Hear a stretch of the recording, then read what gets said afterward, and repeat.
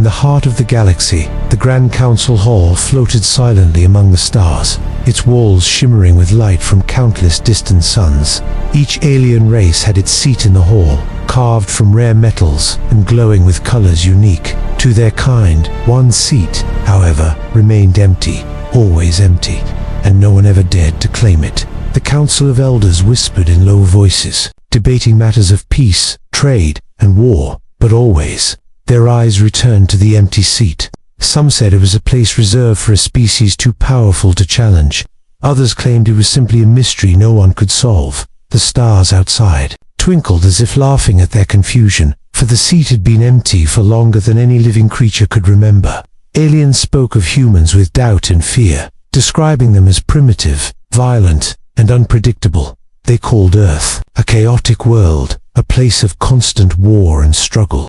No one survives there for long, they said, so why should we wait for them? Yet, despite their warnings, a strange signal began to pulse through the hall, soft at first, then louder, almost like a heartbeat. The council froze, their many eyes staring at the monitors that tracked the source. The signal was unfamiliar, not from any known race, and it carried a rhythm that made the air feel heavy with anticipation. The lights above the empty seat flickered, almost as if responding to the signal. Whispers turned into shouts, and shouts into silence, for none could understand what was happening. Meanwhile, on Earth, humans were unaware of the Council's watchful eyes, their lives continuing in ordinary ways. Cities bustled, children played, and humans went about their work without knowing that the galaxy watched them. Yet, there was something in their hearts, something that had survived countless disasters and wars, something that made them different. They did not seek permission, they did not ask for acceptance, and they did not even know that a seat awaited them, back in the Grand Council Hall. The leaders argued about the signal, some calling it a trick, others believing it to be the arrival of humans. "Prepare the defenses," shouted one elder, his voice trembling with both fear and excitement. "Do not underestimate them," warned another, his tentacles twitching nervously. But the signal continued, growing stronger and clearer, as if announcing a presence that had been long ignored. All eyes turned to the empty seat, and the hall fell into an uneasy silence. It was a seat that had always been empty, yet somehow it felt alive now, as though it had been waiting patiently. No one spoke, but every being in the hall sensed the change, the shift in energy that came with something new, something unstoppable. The signal pulsed one final time, and the seat's lights glowed brighter than ever before, bathing the council in a strange, golden aura. Then, without warning, the monitor showed shapes moving through space, slow and calm, yet massive in number. Ships unlike any the council had ever seen glided through the stars, their movements precise and purposeful. A sense of awe filled the room, and even the most skeptical elders could not deny the truth. The empty seat was no longer just a symbol, it was waiting for those who had the courage, the strength, and the right to claim it. And in that moment, the Grand Council realized something they had never admitted, even to themselves. Earth's seat had always been empty, not because no one could take it, but because no one had arrived yet. The Grand Council Hall was silent, yet tension filled every corner. The monitors still glowed with the images of the approaching ships, their shapes unfamiliar and majestic. The alien leaders whispered among themselves, their fear barely hidden behind practiced calm. "Are these the humans?" One elder hissed, his antennae quivering nervously. "No," another replied. "Humans cannot reach this far. They are weak, chaotic, and unprepared." But deep inside, even they felt a strange unease, something they could not name. Council records flashed across the hall, showing centuries of human history, wars, plagues, and disasters lined up like dark trophies. The aliens shook their heads at the destruction humans had caused to their own planet. "They are violent," one elder said. "They destroy everything in their path." Another added, "They are unpredictable. If they come here, chaos will follow." And so, before the humans even arrived, the council had made their judgment, ready to reject them without thought. Meanwhile, in the darkness of space, the human ships moved silently. No weapons were raised, no aggressive signals sent, only quiet, precise movement.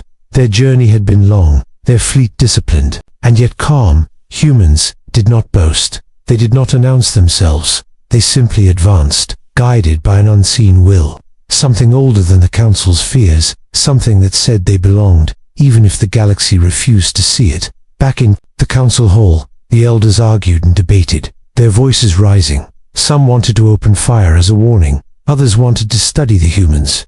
"Do we even know what they want?" asked one, his eyes wide with fear. "They want to claim what is not theirs," another said, voice trembling. "But what if they are different? What if they do not fear us, do not beg, do not obey?" Silence followed, heavy and tense, as the first human ships entered the edge of the council's space. The monitors zoomed in, showing details no one expected. The ships were sleek, efficient, and without decoration. They glided like a single organism, moving with unity and without aggression. The aliens could not understand it, for in their experience, any species with power would have attacked first. And yet, humans showed no fear, no arrogance, only purpose. A strange feeling spread through the hall, a mixture of awe and fear. Could it be that these beings were not what the council had imagined? Whispers turned to panic as sensors picked up signals from within the human ships. The transmissions were silent to most, yet the council felt their intent, clear and undeniable. "They do not come to ask," a thought ran through the minds of the elders. "They come to claim what is theirs." Some elders laughed nervously, refusing to believe it, while others felt a chill creep through their bodies. The empty seat began to glow faintly again, as if reacting to the human presence, and the council realized, perhaps too late, that judgment before arrival might have been their greatest mistake. Outside, the human fleet continued steadily, approaching the heart of the galaxy, every move precise, every course calculated, yet effortless. No one spoke of fear, no one hesitated. 4 humans did not ask for permission, and they did not need approval. And now, the council could see clearly that the seat, long empty and ignored, was meant for those who dared to arrive without apology. The question now was not whether humans would survive the council. The question was whether the council would survive humans. And as the first human ships entered the inner hall of the galaxy, every alien leader realized the truth they had tried to deny. Humanity was coming, not as beggars, not as guests, but as claimants of what had always been theirs. The human fleet moved with quiet confidence, cutting through the void of space like a single living being. No alarms sounded, no weapons were raised, and yet every alien in the council hall felt the weight of their presence. The monitors showed ships of all shapes and sizes, sleek, disciplined, and organized. It was clear that these were not primitive creatures. As the records had claimed, they were something different, something the council had never seen. Inside the Grand Council Hall, tension thickened. The elders whispered nervously, their eyes darting from the glowing empty seat to the approaching human fleet. "They are coming without fear," one elder said, almost in disbelief. Another shook his head. "They do not beg, they do not plead, they simply arrive." The thought unsettled them more than any weapon could, for the humans carried an air of purpose that no one could deny. On the bridge of the human flagship, the ambassador stood tall, silent, and calm. No grand speeches were made, no demands shouted, only a simple signal sent to the council. A single message, clear and strong, ran through the galaxy. "We do not come to ask, we come to take what is already ours." The human's message was simple, yet it carried a power the council had never felt before. The elders watched, stunned, as humans continued their approach. The empty seat seemed to glow brighter with each passing moment, as if recognizing its rightful owners. What do they mean?" One elder whispered, trembling. "They claimed the seat." Another said, his voice barely audible, even though no one gave them permission. "Yes," came the answer. "They do not ask for it, they simply claim it." In the halls of the council, alarms were raised, warnings sent, and defenses readied. But humans did not respond to threats, did not attack, did not show anger. They moved, steadily, calmly, as if the galaxy itself had cleared a path for them. The alien leaders tried to anticipate their next move, but every calculation failed. Every prediction was wrong. Prehumans did not act out of fear, greed, or pride. They acted from something deeper, something older, something unshakable. Outside the hall, the council's fleet tried to block the human approach. Ships swarmed forward, weapons charged, and warnings issued. Yet, the human fleet did not stop. He did not flinch and did not retreat. They passed through defenses like wind through trees, never colliding, never attacking. It was as if the universe itself allowed them to pass, recognizing their claim. The empty seat pulsed with golden light, brighter than ever before. The council fell silent, realizing that the humans' arrival was not a challenge, it was destiny. No one could deny it. And yet, fear still lingered in the hearts of the elders, for they understood now that humans were not here to beg, not here to serve, and not here to follow rules made by others. They were here to take their place, whether the galaxy was ready or not. And as the human ambassador's ship aligned perfectly with the hall, the message became clear to all. Humans were not like other species. They did not need approval. They did not fear judgment. And they did not wait for permission. They were claimants, born to survive, born to endure, born to rise. And the galaxy, for the first time, saw humanity as it truly was: unshakable, unstoppable, and worthy of the seat that had always awaited them.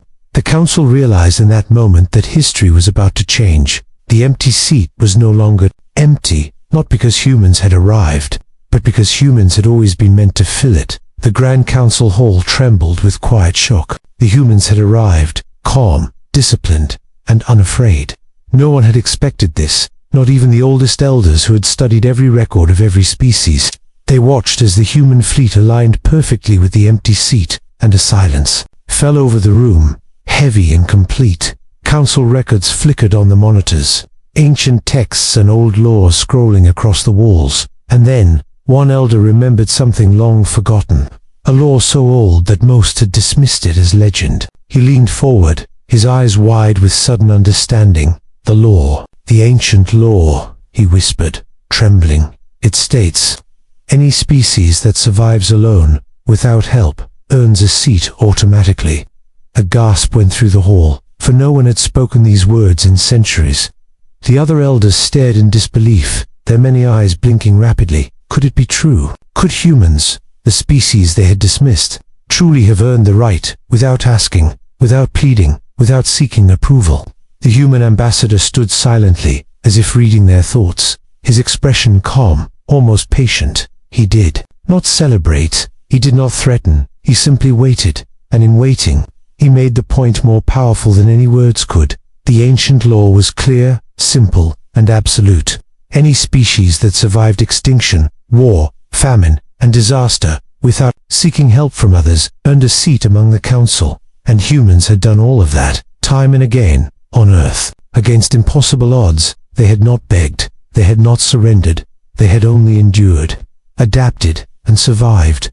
The council's murmurs grew louder, a mix of shock, fear, and reluctant admiration. How could we have forgotten? One elder asked, his voice shaking. Another said, all this time, the seat was meant for them.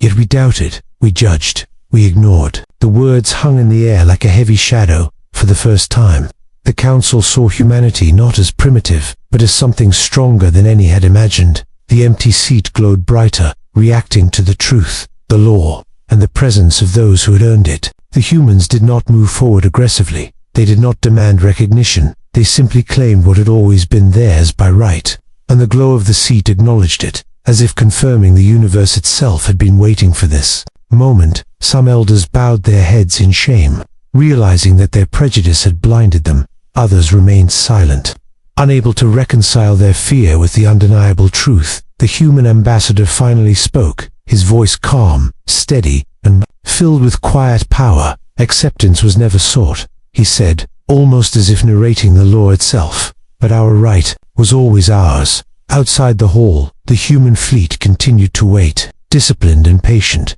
every ship a symbol of endurance, every crew member a testament to survival. The council could only watch, powerless to undo the truth, and slowly, a realization spread through the room, chilling yet awe-inspiring. The seat had never been empty, because humanity had not yet arrived in full. And now, at last, they had. The galaxy seemed to hold its breath, waiting for the council to act, but action was unnecessary. For the law had already decided. The humans had claimed their place, not through force, not through begging, not through persuasion, but through the simple, unyielding power of survival, endurance, and unwavering will. And in that moment, the Grand Council understood something they had never realized. The law was not broken, the seat was not empty, and humanity was not an outsider. They were the rightful claimants. and the galaxy would never forget the day that humans arrived to take what was always theirs. The Grand Council Hall was still, heavy with realization. The humans had arrived and claimed the seat, yet their presence continued to command attention. The alien leaders could feel it, the quiet power that radiated from the human fleet. It was not weapons, not numbers, not threats. It was something deeper, something ancient, something unstoppable. The human ambassador stepped forward, his eyes calm, his posture unwavering. He did not shout, he did not demand, he did not threaten. He simply stood, and the weight of humanity seemed to fill the room. Every elder, every alien leader, every observer could sense the discipline, the unity, and the strength of this species. They moved as one, not because they were told, but because they understood their purpose. The council tried to muster authority, their voices rising in protests and commands. Do not advance further. One elder shouted, "We can stop them if we act now." Another warned, but the humans did not move aggressively. They did not respond with anger. They moved steadily, patiently, confidently. It was as if they were above fear, above threat, above the petty rules of the council. Outside, the human fleet aligned perfectly with the council's defenses. Every ship in formation, every crew member focused. It was not chaos.